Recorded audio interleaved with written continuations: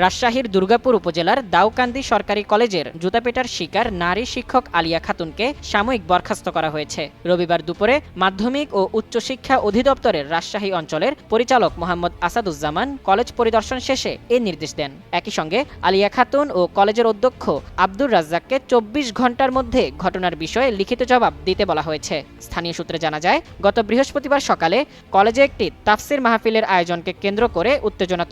খবরের সব serious update তো জানলেন, এবার একটু বিনোদন হয়ে যাক। ঘুরে আসুন আমাদের চরবিজয় গ্রুপ চ্যানেল থেকে।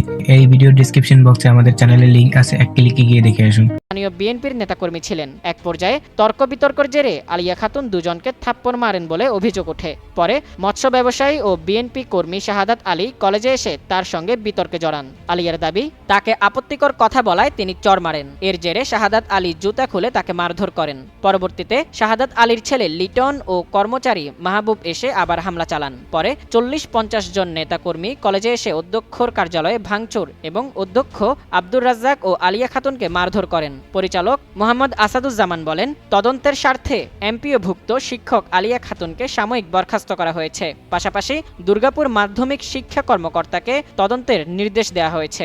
তদন্ত প্রতিবেদন পাওয়ার পর পরবর্তী ব্যবস্থা নেওয়া হবে।